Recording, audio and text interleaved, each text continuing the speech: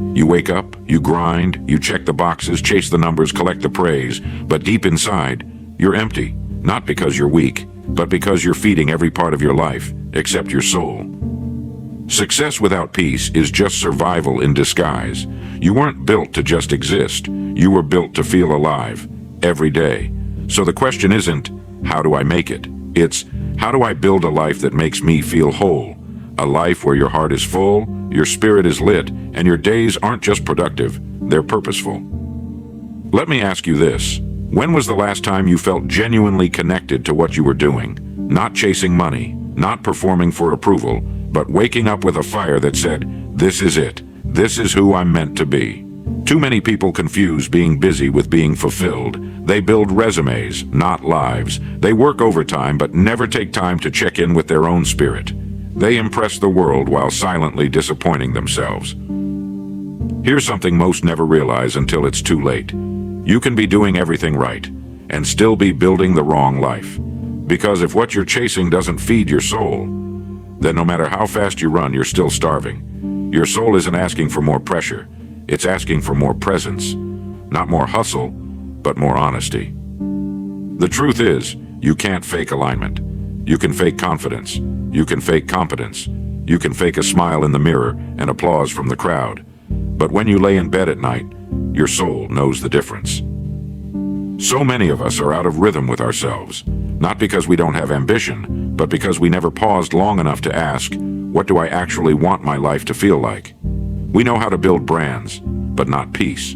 We know how to impress strangers, but not how to be kind to our inner child. We know how to check every box, except the one that says, does this feed my soul? And that's the shift. That's the wake-up. This isn't about quitting your job and running to the mountains. It's about rebuilding from the inside out. It's about designing a life, day by day, that leaves you proud, whole, and awake. Because success should never cost you your sanity. Progress should never mean self-abandonment. And purpose should always begin with you. So if you're tired of just surviving, if you're done feeling like your days are on autopilot, if you're ready to build more than a bank account, you're ready to build a life that feeds your soul daily. Number 1, stop performing, start living. We live in a world that rewards performance, not alignment. From the moment we're born, we're conditioned to chase approval. Be good, be smart, be productive, be impressive.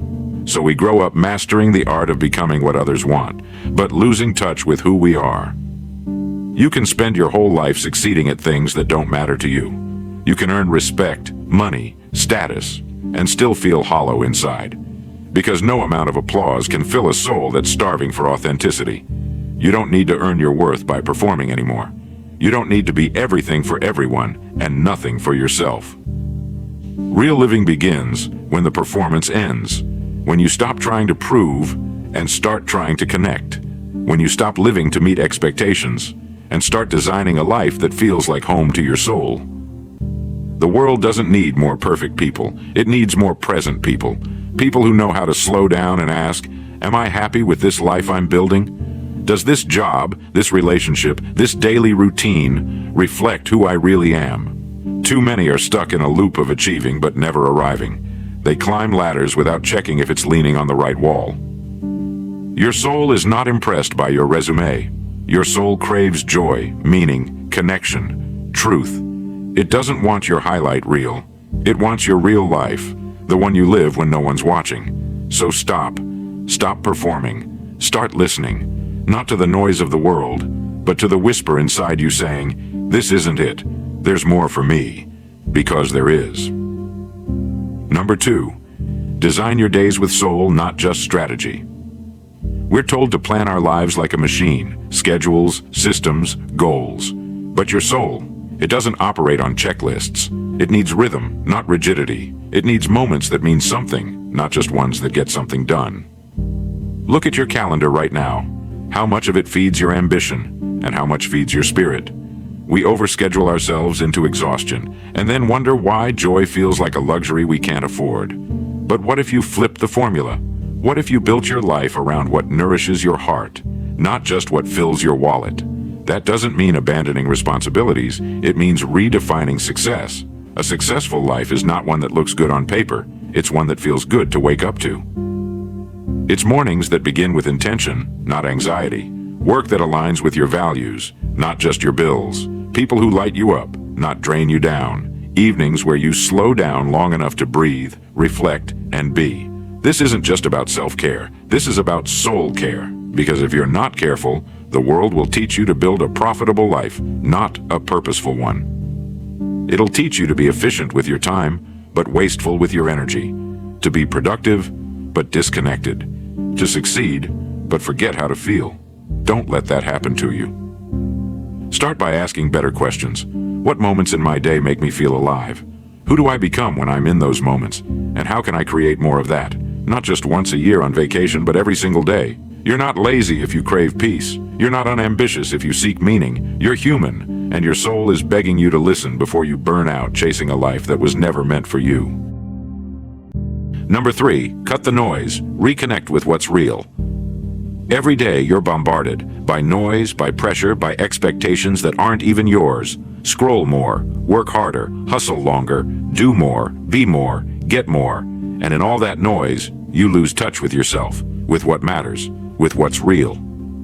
You start living for metrics, dollars, deadlines, but none of those can tell you who you are when the phone is off, the room is quiet, and it's just you and your soul.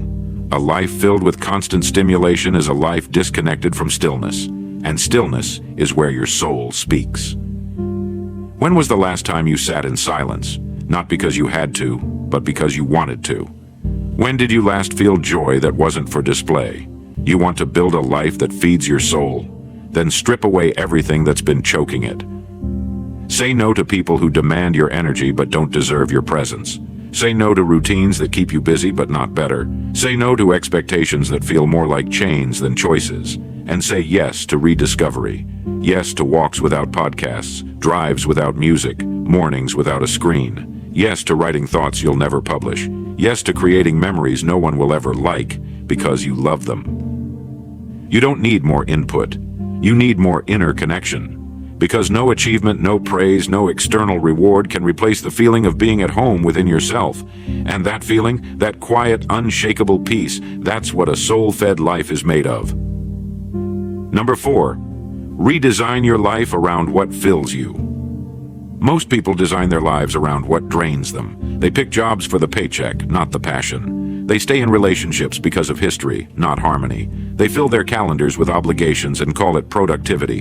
And then they wonder why they feel exhausted, uninspired, and stuck. You don't need to blow up your entire life to start over. You just need to start being honest about what adds to you and what slowly takes you apart.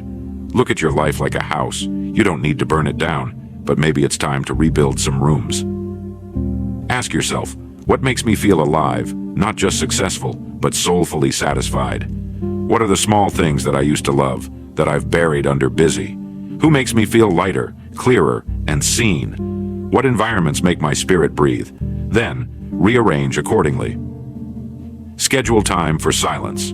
Make space for people who don't need you to be anything but you. Revisit the hobbies, passions, and places that made you feel young, excited, and fully present.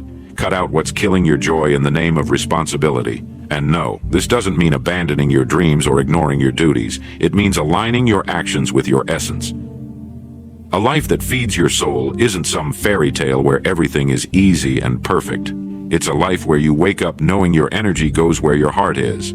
It's a life where your calendar reflects your values, not just your tasks. Because real freedom isn't found in having more time. It's found in choosing what and who fills that time. And when your life reflects your soul's truth, that's when the magic begins.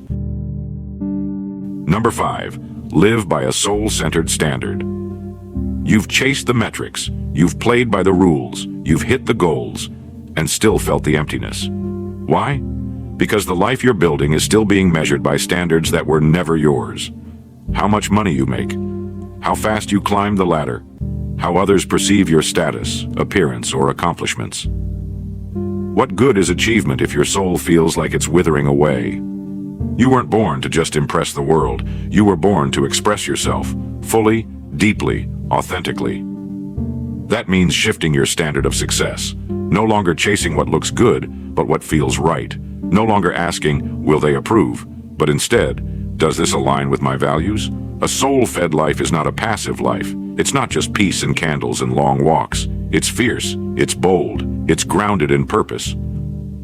It's waking up and saying, I don't hustle for validation. I create from wholeness. I don't force relationships. I nurture what's mutual. I don't sacrifice my peace for progress. I define progress on my own terms. When you live by a soul-centered standard, something changes. You become less reactive and more intentional, less frantic and more focused. You stop performing and start becoming. And ironically, the more you feed your soul, the more success finds you. Not because you're chasing it, but because your energy is magnetic. You're not striving, you're aligned. This is the ultimate achievement, to wake up every day and know your life is a reflection of your soul, not your stress. Because at the end of it all, it won't be the trophies, the money, or the praise that mattered. It'll be the moments when your soul whispered, yes, this is who I was born to be. So, you've spent enough time surviving, checking the boxes, playing roles, silencing your inner voice just to keep the world happy. But now, it's your turn. To build a life that's more than busy, one that's alive. A life that feeds your soul daily, not someday, not when everything is perfect, now. Your soul doesn't need perfection. It needs presence. It needs purpose. It needs you to finally stop outsourcing your worth and start designing a life that actually feels good to live. So ask yourself, what lights me up? Not just in theory, but in practice. What drains me, even if it looks successful on the outside? What kind of life would make me proud to wake up every morning? Don't build a life you constantly want to escape from. Build one that feels like home. And remember, success means nothing if it costs you your soul. So chase peace, create purpose, live full. Be bold enough to build a life that honors who you really are. Take care of your soul. Take care of each other. And as always, stay true, stay lit, stay alive.